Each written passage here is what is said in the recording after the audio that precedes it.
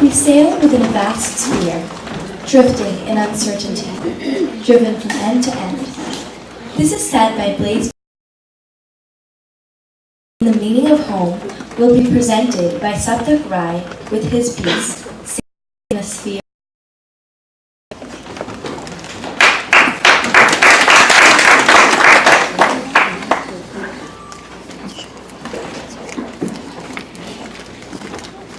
As I thought about what to speak about tonight, what story to tell, I figured I'd just talk about what's going on in my life right now. Some pretty big changes.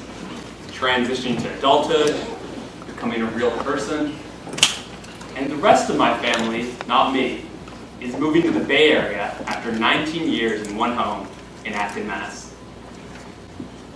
And you know, when I small talk with people, when I tell them the rest of my family is moving, I basically get two classes of reactions. One sort of people will give me what I call a dadu look. Faces etched in wisdom, sprinkled with a little pity for good measure. They'll just look at me.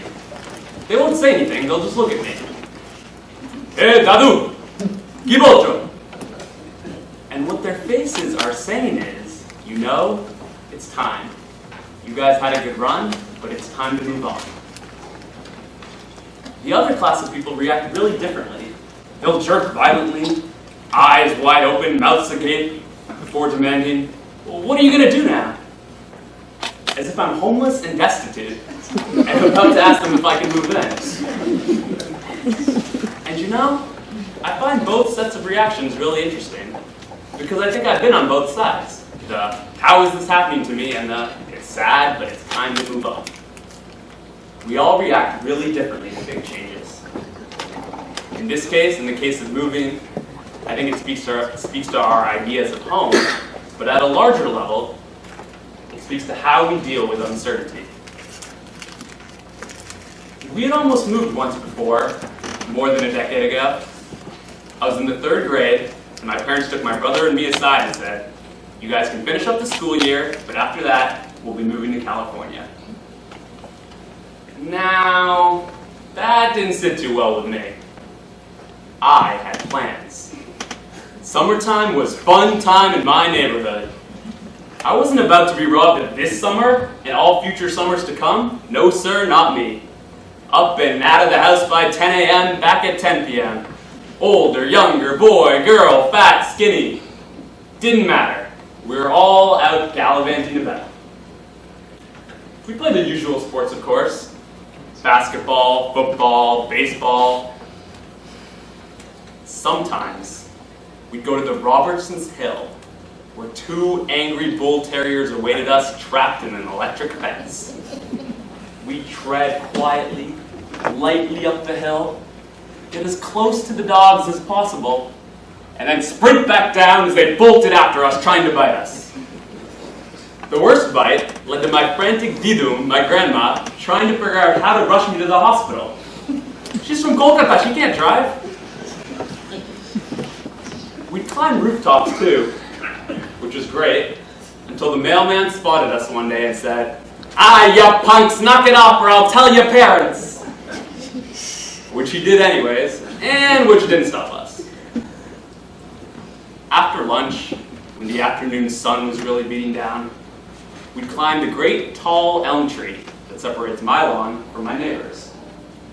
Each of us would claim our usual spots on the tree. The best climber amongst us swayed gently with the wind at the very top, hardly visible through the tangle of leaves and branches. We'd stay like that for a while, an odd but welcome stretch of tranquility for our motley crew. The culmination of the day, though, came after dinner. An artificial neighborhood battle, if you will. The pole game. The game was simple enough. One team, the attacking team, starts at one end of the cul-de-sac and tries to get to and touch the pole at the other end of the street. There were no theoretical restrictions or physical boundaries. Flashlights were used, scooters, rollerblades, and bikes deployed. It was a game of strategy, operationalized by physical fitness and mental toughness. classic tactic for the attacking side was a diversion. I'd be face down, deep in enemy territory, knees streaked with dirt. 150, maybe 200 feet diagonal from the pole. I could see its hazy outline in the dark. Breathe softly. Grasshoppers chirping to soothe me. Waiting for Jeff, an Asian kid with a dense mushroom cut, to streak towards the pole on his red huffy bike. He couldn't actually get there, but he could clear a path. A crunch near me, twigs breaking. Jeff would have to hurry up. I wasn't going to be caught like this, face down, sent off to the purgatory of jail. Not without a fight, at least. I'd come too far. But where was Teddy? He was the backup option, supposed to pop out from behind the pole and touch the pole from the back. Another crunch near me. Someone was heading my way. I crouched up slightly, ready to sprint. Footsteps heading my way, getting closer, closer, closer. And there it was, the unmistakable red blur. Two figures seemed to rush at me, and then darted right by, missing my body. I didn't wait any longer and took off for the pole. 100 feet. 50 feet. They all saw me now and were rushing my way. 25 feet. Jamie, feisty runt of the neighborhood litter, stood in front of me, arms outstretched like an octopus, waiting for its prey. I was yelling nonsensically now, cursing before I really knew how. 20 feet. Jamie was edging closer to me now. He was cutting off my angle. My heart sank. I wasn't going to make it. And then, out of the corner of my eye, I saw a small figure jumping out of the thicket of bushes, jogging purposefully towards the pole. 10 feet. 5 feet. I smiled happily as Jamie reached out and tagged me. The look of triumph that flashed across his face, turning quickly to one of dismay as he followed my gaze to Teddy touching the pole. Good old resourceful Teddy. That same smile would color my face when later that spring, my dad would tell me we had decided to stay inactive.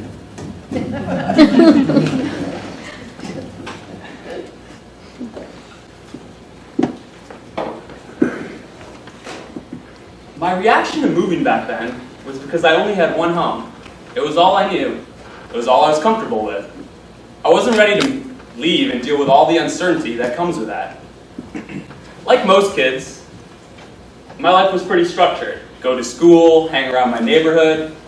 But within those spaces, I sought spontaneity in all my adventures. Unstructured structure, if you will. And the same broad pattern sort of continued at Tufts. A little less time for spontaneity and adventure, but still the structured, scheduled life of a student. Tufts, man.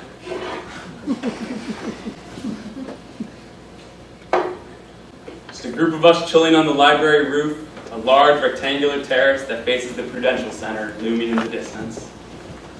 Sam, skinny kid from Chicago with a penchant for hipster hats and funky beats, would plug his clunky third-generation iPod into these shitty portable speakers. Sean, international from Nepal. He was one of a kind, a metal band pianist who wore plastic navy blue Crocs wherever he could. He would take a puff from his Marlboro, smoke billowing from his mouth, other American students giving him dirty looks. And then the rest of us, up to 7 others, would just chill. Yo! Finally hooked up with Emily last night. Who? Was she the crazy vampire girl? Love to hear that. Celtics are officially in the playoffs. Aw, man, they should have tanked and got a good draft pick. We'll get a good draft pick. Yeah, and you'll waste it just like the Knicks always do. Guys, my dad says I have to vote for Romney. You're an adult, dude. Why do you have to listen to your dad? He pays for my tuition and says Obamacare would hurt his pharmacy business. What do they say? You're not a liberal at 25, you have no heart. You're not a conservative at 35, you have no brain. Guys, I got the Bloomberg job. I'm gonna go live with Vinny in New York. Congrats, it's awesome, man. Easily gonna be down there all the time. Summer trip to Jason's. And go on and on. About nothing and everything. And even though the settings change now that we're scattered all over, conversations are still as stupid and still as meaningful.